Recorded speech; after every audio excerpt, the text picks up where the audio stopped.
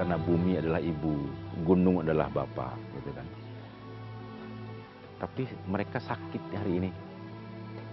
Ibuku sakit. Tapi apa manusia yang lakukan? Mereka habisi, tebang pohonnya, babat gunungnya. Mereka hanya pikir perut, tidak pernah berpikir tentang lain.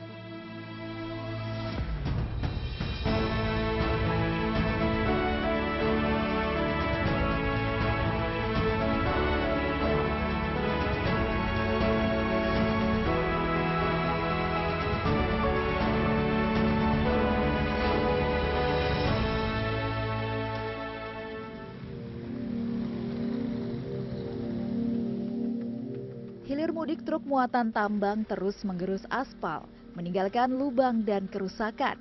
Debu beterbangan juga tidak berhenti menyelimuti udara Parung Panjang setiap hari. Meski pemerintah Kabupaten Bogor telah melakukan pembatasan jam operasional pada angkutan bersumbu 2 dan 3, dampak buruk terhadap lingkungan masih terjadi hingga mengganggu kenyamanan dan kesehatan masyarakat. Kegelisahan terhadap kerusakan lingkungan Parung Panjang dirasakan oleh Ridwan Manantik. Laki-laki kelahiran Bima, Nusa Tenggara Barat, 57 tahun silam ini mengalami langsung dampak buruknya. Problematika lingkungan seperti masalah polusi udara, sampah, banjir, hingga pencemaran air tidak luput menghampirinya. Membaca persoalan Parung Panjang adalah membaca peta sebetulnya. Iya, membaca sebuah buku. Bahwa Parung Panjang dari tahun 70 itu sudah dikenal dengan eksploitasi alam. Ya, sampai hari ini masih. Jadi kita lihat di jalan-jalan itu kurang lebih ada 3.000 truk tiap hari yang mengangkut batu, sirtu, dan lain sebagainya. Banyak lubang di mana-mana, pohon ditebang-tebang untuk membakar bata, segala macam. Tapi apakah kita menghentikan itu? Nggak mampu kita hentikan. Ada cara kecil yang bisa kita lakukan adalah dikenalkan kepada anak-anak kita tentang bagaimana merawat, menanam. Ridwan adalah seorang pelukis. Setiap goresan kuasnya bertema sampah dan kerusakan lingkungan. Namun bagi Ridwan, karya seni ini bukan tentang keindahan visual. Di balik coretan pada kanvasnya tersimpan pesan mendalam, menggerakkan manusia untuk peduli terhadap dunia sekitar. Problematika pada masyarakat yang disebut Ridwan sampah pemikiran juga ia tuangkan dalam karya seninya. Saya pikir kenapa juga ya sampah itu tidak menjadi gagasan. Kan ada sampah secara visual, ada sampah secara pemikiran. Nah, sampah secara visual itu kita bisa ketemu di got, di kali, di macam-macam. Tapi sampah yang tidak bisa terdetek adalah sampah pemikiran. Nah, ini saya coba gali terus menerus. Ya, kita dipengaruhi oleh banyak hal. Ya, kita menjolimi satu sama lain itu juga sampah pemikiran, umpatan, kata-kata kasar itu juga sampah-sampah yang keluar dari mulut kita. Bagi Ridwan, seni sejatinya menciptakan keindahan. Begitu pula dengan bumi yang diciptakan agar tetap indah dan terjaga. Bumi bagi saya adalah ibu. Pohon-pohon ini adalah keluarga. Ya, ada kakak. Ya, lautan adalah sebuah wahana ya. Ya. Karena bumi adalah ibu, gunung adalah bapak, gitu kan. Tapi mereka sakit hari ini. Ibuku sakit.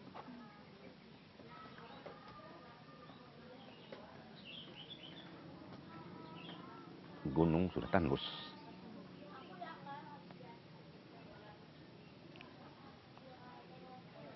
Tapi apa manusia yang lakukan? Mereka habisi, tebang pohonnya, babat gunungnya. Mereka hanya pikir perut, tidak pernah berpikir tentang lain.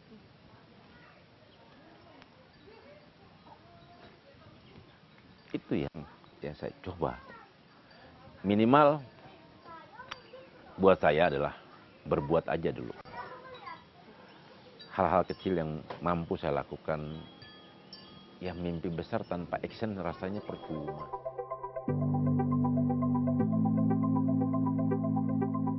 Di Di bantaran Kali Ranca Belut inilah Ridwan menyulap lahan kosong menjadi sebuah tempat komunitas kreatif berkumpul.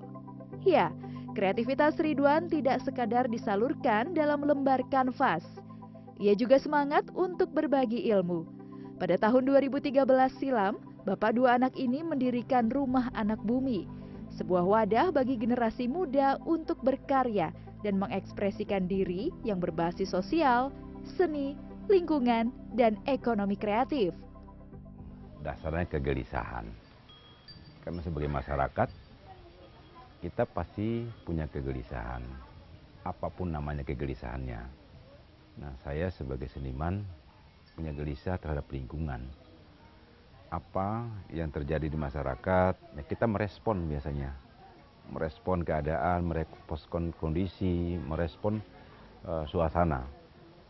Nah, melihat waktu itu tahun-tahun 2020 ya, melihat anak-anak muda atau anak kecil hanya bermain tanpa arah, dan waktu itu teknologi lagi sedang gencar-gencarnya.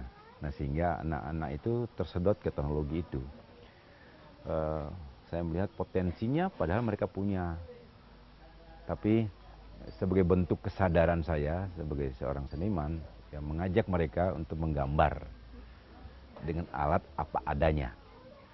Saya bawa kertas, saya bawa alat gambar, segala macam. Kita bagi-bagi aja di anak-anak yang bermain di sekitar lapangan. Di salah satu sudut Rumah Anak Bumi tersusun deretan buku. Buku-buku hasil donasi ini menjadi sarana membaca dan membangun budaya literasi pada anak-anak. Di Rumah Anak Bumi, kreativitas anak-anak juga diasah lewat menggambar. Tidak sekadar belajar membuat goresan-goresan objek pada selembar kertas, di ruang berkumpul ini anak-anak juga berlatih untuk mengekspresikan ide dan imajinasi melalui coretan tangan mereka. Kalau di sekolah itu kayak kegiatannya coba belajar olahraga gitu dah. Aku lebih seneng kalau di sini. Karena kalau di sekolah tuh kegiatannya belajar, terus nari, olahraga doang. Kalau di sini banyak mewarnai, menggambar, menari, terus kayak diajak berenang gitu. Aku awalnya nggak bisa gambar. Aku waktu semenjak pertama kali aku di sini aku bisa, tapi aku sedikit nggak bisa sedikit. Aku kalau pas udah main di sini, aku jadi lupa HP. Selain membuat sebuah karya seni dan keterampilan, di tempat ini anak-anak juga diajak untuk peduli terhadap bumi. Seperti turun langsung ke sungai untuk mengambil sampah. Langkah ini dilakukan untuk menyadarkan mereka tentang pentingnya menjaga kebersihan alam, sembari merasakan langsung aksi kecil yang mereka lakukan. Mereka di sini belajar, karena dalam konsep belajar itu bermain adalah belajar dan belajar adalah bermain bagi anak-anak. Nah gitu. Nah, ini saya coba create itu menjadi bermain secara kreatif. Ya, apa ya yang mereka bisa? Kita tidak tuntut mereka untuk menjadi seperti saya. Mereka tetap menjadi dirinya. Cuman tadi sebagai bahan mereka untuk mereka belajar apapun, ya tentunya salah satunya melukis, mungkin cara-cara yang menyenangkan bagi mereka.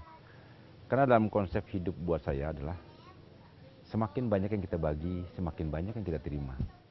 Jangan melihat ukuran tambah kali sama dengan. Karena hidup itu tidak seperti itu rumusnya. Hidup itu seperti apa yang kita pikirkan. Gitu. Di tengah keriuhan Jakarta yang tidak pernah tidur, Ridwan menjalani masa kecil yang penuh tantangan. Dari setiap perjuangan tersebut, ia belajar mengenai arti bertahan hidup. Ia pun memiliki mimpi. Mimpi yang kala itu hanyalah angan belaka. Namun, buah ketekunannya, mimpi tersebut kini perlahan menjadi nyata. Saya dari SD, mulai masuk SMP saya di Jakarta. SMA saya mengenal pergaulan di lingkungan itu, ternyata lingkungan saya yang memang banyak pemulung-pemulung. Nah, SMP saya memang hidup di jalan, bergaul dengan banyak orang, hidup di jalan, betul-betul hidup di jalan. tidur di emperan toko, makan dari nyemir sepatu di restoran. Kalau ada orang yang lagi makan satu meja ini, saya nyemir sepatunya, saya tungguin sisa makanannya. Saya kumpulin per piring itu, saya makan di belakang. Itu penempaan buat saya. Saya akhirnya sekolah di situ. Artinya sekolah secara bukan di ruang sekolah, tapi sekolah di alam. Belajar tentang tough, tentang bagaimana bertahan. Ada mimpi kecil dalam hati itu, bahwa suatu saat saya punya tempat tinggal, kepengen deh buat teman-teman seperti ini nih. Karena mereka nggak punya mimpi mau jadi apapun. Hanya mereka punya harapan bahwa mereka bisa makan enak. Mereka tidak bermimpi menjadi pejabat, menjadi astronot, lain nggak ada. Hidup di jalan yang penting hari ini bisa dapat apa? Bisa. Nah, saya merasakan itu. Nah, ternyata ada satu buku yang saya baca itu tentang apa yang kita pikirkan itu akan terjadi, entah kapan. Nah, kita belajar punya mimpi. Bagaimana punya mimpi itu kita pikirin. Nah, setelah kita pikirin, kita apa? Kita ucapkan. Karena bagian dari agama manapun mengajarkan ucapan adalah doa. Tidak hanya kepada anak-anak, Ridwan juga membuka bank sampah bagi para ibu yang tinggal di Parung Panjang. Gerakan kecil ini mengajarkan kepada nasabah untuk mengolah sampah menjadi sesuatu yang bernilai. Perjuangan dan dedikasi Ridwan selama 1 dekade berbuah manis. Pada 15 Januari 2025, ia mendapatkan penghargaan dari Indonesia Green Award sebagai Eco-Star of the Year. Pencapaian ini menjadi bukti bahwa upaya dan kreativitasnya dalam merawat bumi tak hanya dihargai, tetapi juga menginspirasi banyak orang.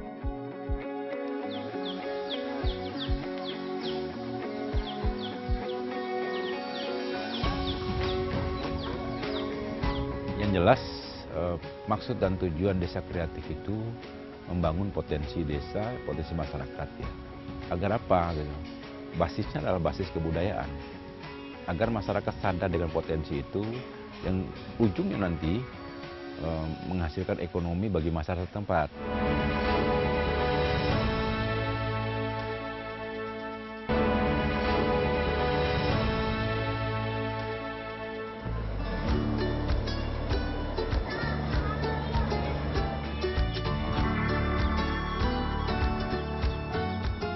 Suasana pedesaan dengan pemandangan belantara bambu menjadi daya tarik utama Taman Wisata Edukasi Tamson. Sepoi angin berteman gemerisik dedaunan membawa ketenangan di desa kreatif seluas 10 hektar ini.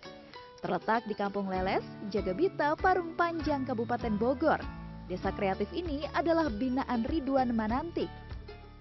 Nah, tempat ini sebetulnya tempat yang orang tuh agak susah masuk ke sini karena akses pertama. Yang kedua, yang namanya pohon kebun bambu itu bagi masyarakat awam adalah menakutkan, apalagi sore hari gitu loh.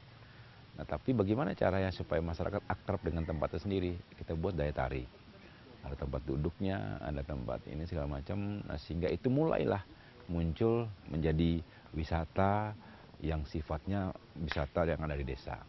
Dulu sama sekarang beda banget ya Pak kondisinya? Sangat-sangat beda. Sangat beda. Yang jelas, maksud dan tujuan desa kreatif itu membangun potensi desa, potensi masyarakat ya. Agar apa? Gitu. Basisnya adalah basis kebudayaan. Agar masyarakat sadar dengan potensi itu, yang ujungnya nanti menghasilkan ekonomi bagi masyarakat tempat. Bambu yang tumbuh melimpah di sekitar desa tidak lagi dianggap oleh warga sebagai tanaman biasa. Di sini, bambu telah menjadi sumber kehidupan, penopang ekonomi dan kreativitas masyarakat setempat. Menjadi perajin pengki atau alat penggeruk sampah sudah menjadi tradisi turun-temurun di desa ini. Seiring perkembangan zaman, warga setempat mulai berinovasi. Hutan bambu yang dahulu terbengkalai, kini telah berubah. Sebagian pohon bambu disulap oleh warga menjadi produk bernilai seni, menggabungkan kearifan lokal dengan tren pasar yang tengah berkembang. Meski berbahan sederhana, berkat tangan-tangan kreatif mampu menghasilkan perkakas dapur hingga dekorasi rumah bernilai ekonomi. Jadi awalnya hutan, jadi saya kan hobinya hobi dekorasi tentang alam gitu ya. Gitu. Saya garap langsung sedikit demi sedikit ditebas ininya ya dibersihin gitu ya. Gitu. Sekarang alhamdulillah gitu. Bahkan masyarakat mendukung sama saya gitu. Ya udah jadiin aja gitu gitu. Ya, makanya saya semangat gitu. Kalau dulunya kan khusus pengki doang gitu ya. Terus kehadirannya Pak Ridwan ngasih arahan jadi supaya diperbanyak bikin tentang bangku, bikin gazebo gitu kan. Alhamdulillah ya dirasakannya kan sama saya gitu. Jadi banyak yang datang gitu ya Bu ya. Banyak yang datang dari mana-mana gitu ke sini gitu. Pengen tahu Tamson itu ya, Taman Uson gitu, pengen tahu gitu. Alhamdulillah. Jadi semuanya pada hadir dari Cisoka, dari Tangerang, dari mana teh Depok sudah hadir ke sini pengen tahu gitu.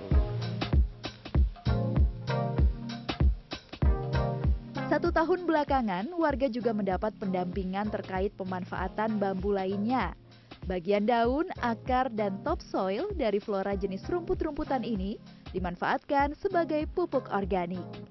Selain memberikan nilai ekonomi tambahan, pupuk bambu juga mampu menyuburkan tanah, menjaga keseimbangan alam dengan mengurangi ketergantungan pada pupuk kimia.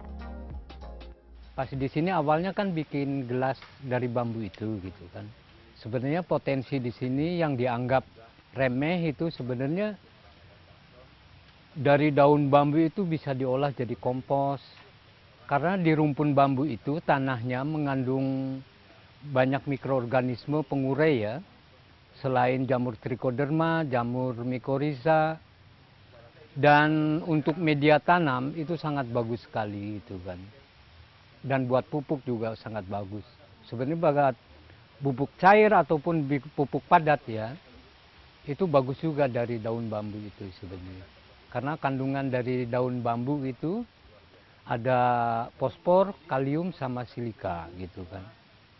Sedangkan kalau dari topsoilnya itu kandungannya banyak mikroorganisme pengurai, penggembur tanah, terus jamur mycorrhiza sama jamur trichoderma. Kalau mycorrhiza itu yang putih untuk penyalur nutrisi sama penyalur air yang menempel di akar nantinya. Kalau jamur trichoderma warnanya hijau, itu untuk menghalau jamur patogen.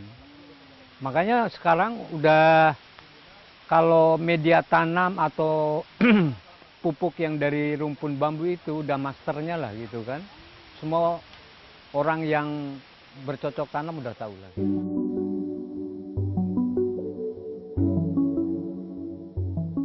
Masyarakat di Desa Kreatif Tamson telah memahami pentingnya menjaga kelestarian alam di sekitar tempat tinggal mereka. Merawat bambu secara berkelanjutan berarti menjaga alam agar sumber daya ini dapat dimanfaatkan hingga ke generasi yang akan datang.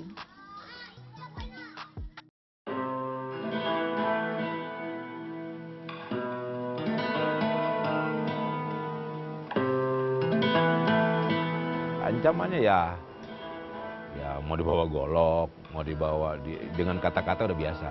Tapi dibawa benda tajam segala macam itu dicari rumahnya di mana segala macam ya sudah. Tapi kan karena kita niat baik dan nggak ada maksud apapun, kita ingin menjelaskan kepada masyarakat bahwa ini kita jaga bareng-bareng deh. Air sungai. Karena menurut pemahaman saya bahwa air adalah sumber kehidupan bagi siapapun.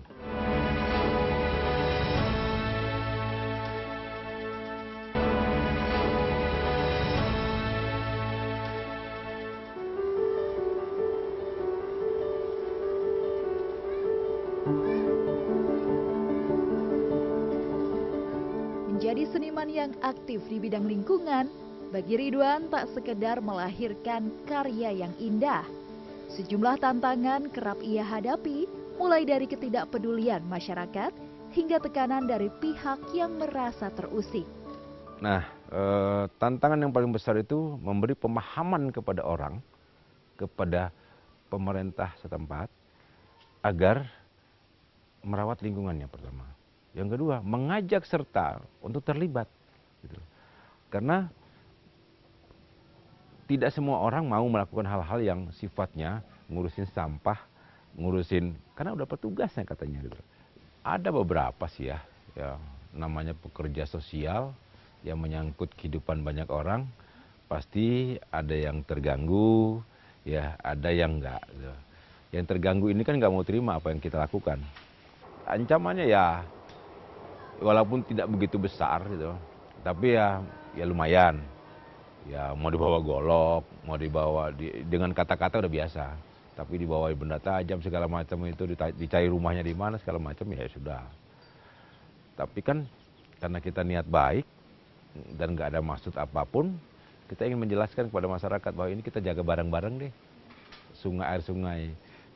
Ya dengan adanya ancaman, ya tentunya ancaman jiwa ya. Itu kan sebetulnya cukup berat. Kan bukan saya yang diancam, tapi juga keluarga.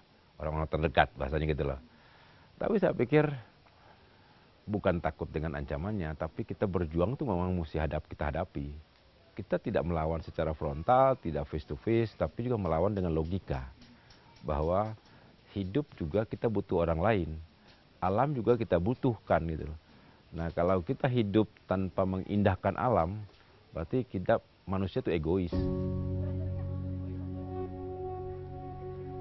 Bagi Ridwan, dukungan keluarga adalah energi dan semangat yang menguatkan langkahnya tetap optimis untuk merawat bumi yang semakin rapuh.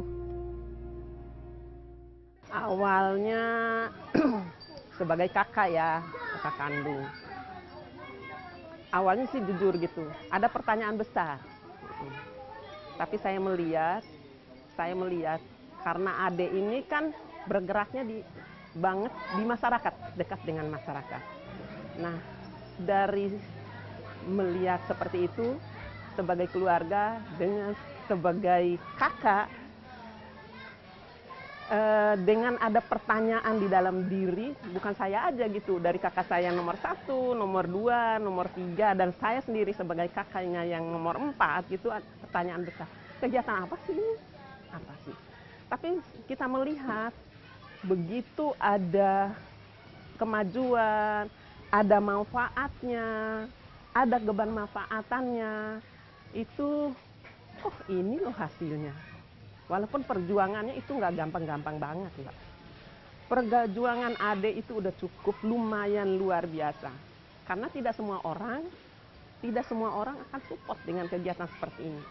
Tapi dengan melihat bagaimana dampaknya ke masyarakat, bermanfaatnya untuk masyarakat, bermanfaat untuk lingkungan, proses pembelajaran untuk anak-anak yang ada di sini, ini kita baru kebuka mata kita bahwa ini loh yang dilihat. Bangga, sangat bangga, karena dia Ade ini yang benar-benar yang ditunggu oleh bapak saya. Kami berempat itu lahir perempuan semua. Dia lahir, itu yang membawa kebahagiaan, karena yang benar-benar ditunggu oleh keluarga. Dedikasi Ridwan untuk menjaga bumi adalah panggilan hati. Harapan dari keluarga dan teman menjadi pendorong untuk menggugah hati banyak orang agar lebih peka dan peduli terhadap bumi yang kita huni. Tidak saja kegiatan kemasyarakatan, tidak saja kegiatannya itu bagaimana membangkitkan semangat adik-adik kita, tapi bagaimana untuk orang banyak itu bisa berdampak. Harapannya dengan adanya desa kreatif, semoga yang dibina sama Rumah Anak Bumi itu 4 desa kan, menjadi contoh untuk desa-desa yang lain lah. Terutama kepala-kepala desa itu harus menyadari potensi desanya masing-masing gitu kan. Apa fungsinya dana desa kalau tidak digunakan dengan jelas gitu kan. Makanya kalau desa itu kuat, negara itu pasti kuat.